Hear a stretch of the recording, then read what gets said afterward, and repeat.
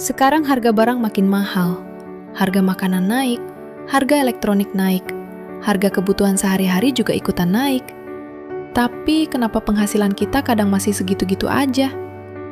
Banyak orang bilang, ini gara-gara inflasi, atau dolar lagi naik nih.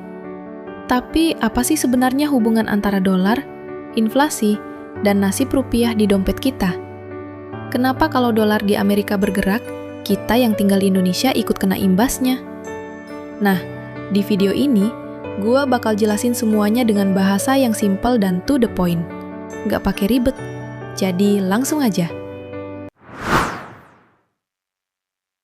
Pertama, kita bedah inflasi dulu. Sederhananya, inflasi itu kenaikan harga barang dan jasa secara umum dari waktu ke waktu. Contoh gampang, kalau tahun lalu nasi goreng favorit lu harganya Rp15.000, sekarang jadi Rp18.000, itu namanya inflasi.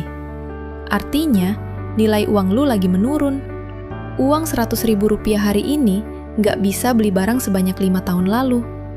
Misalnya, tahun lalu uang Rp100.000 bisa lu beliin baju, tas, dan celana. Tapi tahun ini, uang segitu cuma bisa beli baju sama celana, dengan model barang yang sama kayak tahun lalu, kurang lebih gitu. Jadi, kalau uang lu cuma didiemin di bawah bantal, nilainya pelan-pelan bakal dimakan sama inflasi. Kenapa harus dolar? Karena dolar Amerika adalah mata uang utama dunia, global reserve currency.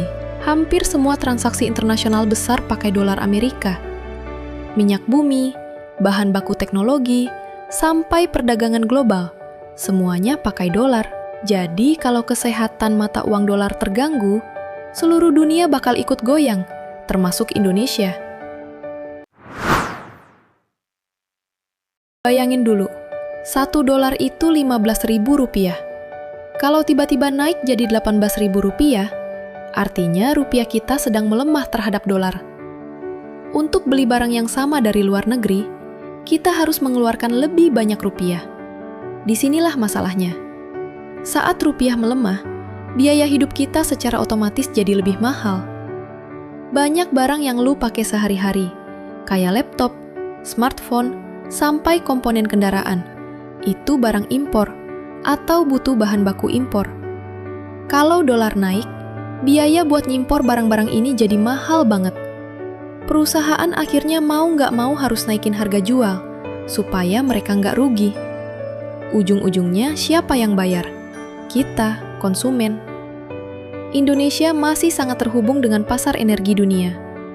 Kalau harga minyak dunia naik dan dolar menguat, biaya operasional transportasi dan logistik ikut naik. Efeknya apa? Harga logistik naik, harga bahan pokok di pasar juga ikutan naik. Inilah kenapa seringkali hampir semua harga barang di pasar kayak janjian naiknya barengan. Yang paling terasa dampaknya adalah masyarakat dengan penghasilan tetap, mahasiswa, atau pekerja yang kenaikan gajinya nggak secepat kenaikan inflasi. Daya beli mereka tergerus. Gaji mungkin tetap, tapi harga-harga barang terus merangkak naik. Ini yang bikin banyak orang ngerasa uang gajinya cepet banget habis. Nah, pertanyaan pentingnya, apakah kita bisa ngatur kebijakan ekonomi makro? Enggak, tapi kita bisa ngatur diri kita sendiri. Caranya, pertama, tingkatkan skill. Ini adalah pertahanan terbaik supaya gaji lu bisa naik lebih cepat dari inflasi.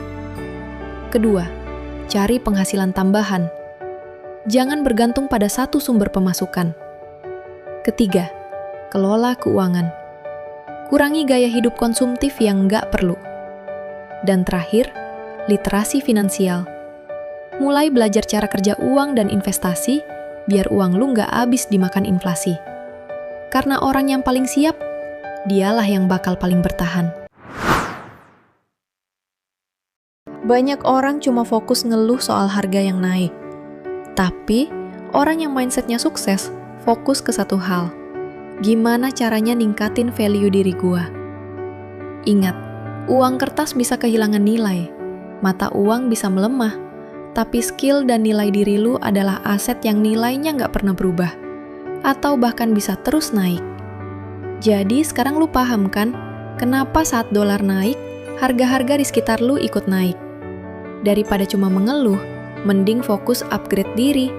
Karena di tengah perubahan ekonomi apapun, aset terbaik yang lu punya, tetaplah diri lu sendiri.